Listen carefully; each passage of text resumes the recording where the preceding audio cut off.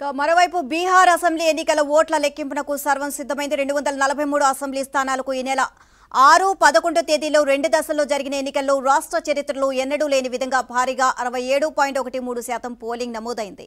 2020 ఎన్నికల్లో 57.29% ఓటింగ్ జరగగా ఈసారి 10% అధికంగా పోలింగ్ నమోదు కావడంతో విజయంపై పాలక ఎన్డీఏ, విపక్ష మహాగఠబంధన్ ధీమాతో ఉన్నాయి. అయితే ఎన్డీఏ కూటమిదే గెలుపు అని ఎగ్జిట్ పోల్ సర్వేలు పేర్కొన్నాయి. ప్రతిపక్షాలు మాత్రం తోసిపుచ్చుతున్నాయి.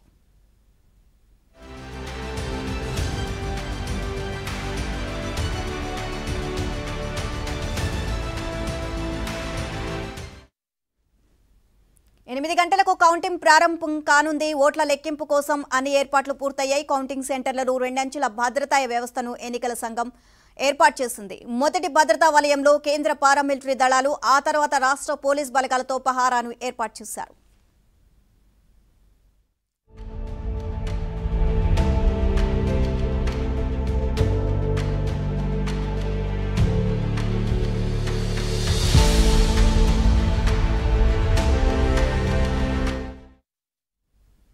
సీఎం నితీష్ సారథ్యంలో జేడీయూ, బీజేపీతో సహా ఎన్డీఏ కూటమిలోని 5 పార్టీలు బరిలో నిలిచాయి. జేడీయూ, బీజేపీలు 101 నియోజకవర్గాల్లో తమ అభ్యర్థులను బరిలోకి దింపాయి. ఇక ఆర్జేడీ, కాంగ్రెస్, సిపిఐ, లిబరేషన్, ఇతర లెఫ్ట్ పార్టీలు, వికాసశీల్ ఇన్సాన్ పార్టీలు మహాగఠబంధన్గా ఏర్పడి ఎన్నికల్లో తమ అదృష్టాన్ని పరీక్షించుకోనున్నాయి.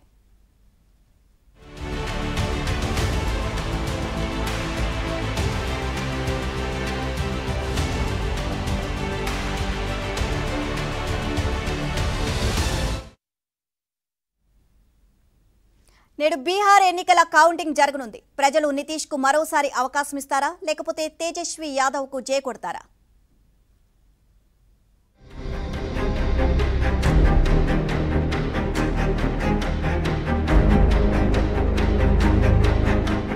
బీహార్ అసెంబ్లీ ఎన్నికల ఫలితాలు శుక్రవారం వెలువడనున్నాయి. అధికార ఎన్డీఏ కూటమికి ప్రజలు పట్టం కడతారా, లేకపోతే ఆర్జేడీ సీఎం అభ్యర్థి తేజస్వి యాదవ్ కు జై కొడతారా అన్నది తెలియనుంది. బీజేపీ, జేడీయూ, ఎల్జేపీతో కూడిన ఎన్డీఏ అధికారాన్ని నిలబెట్టుకోవాలని చూస్తుండగా ప్రతిపక్ష ఇండియా కూటమి కాంగ్రెస్, ఆర్జేడీ, వామపక్ష భాగస్వామి పక్షాలతో ప్రభుత్వాన్ని ఏర్పాటు చేయాలని ఆశిస్తోంది.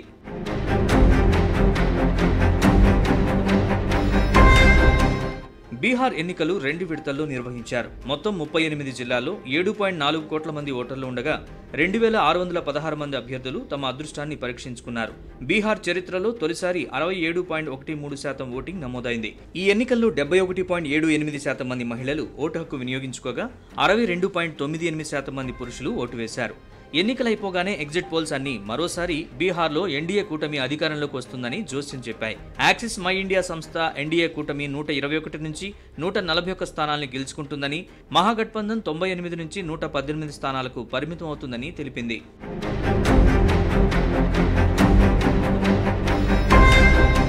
వ్యక్తిగత దూషణల ఎజెండాగా ఈసారి ఎన్నికల ప్రచారం సాగింది. బీహార్లో లాలూ కూటమి అధికారంలోకి వస్తే జంగిల్ రాజ్యం వస్తుందంటూ ఎన్డీఏ ప్రచారం చేయగా బీజేపీ చేతిలో నితీష్ కుమార్ రిమోట్ గా మారిపోయారంటూ ఆర్జేడీ, కాంగ్రెస్ విమర్శించాయి. అలాగే ఓట్ చోరీ అంటూ రాహుల్ గాంధీ బీహార్ వ్యాప్తంగా ప్రచారం చేశారు. అంతేకాకుండా 2 కూటములు పోటాపోటీగా ప్రజలకు హామీలు ఇచ్చాయి.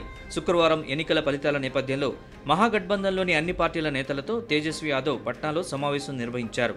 ఓట్ల లెక్కింపులో నేతలు అప్రమత్తంగా ఉండాలని సూచించినట్లు సమాచారం.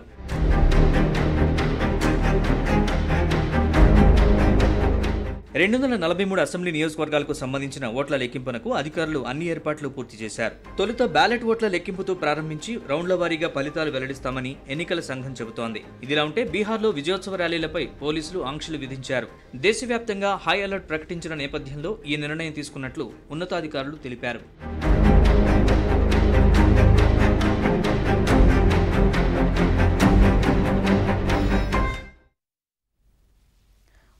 తెలుగు రాష్ట్రాల ప్రజలు ఆసక్తిగా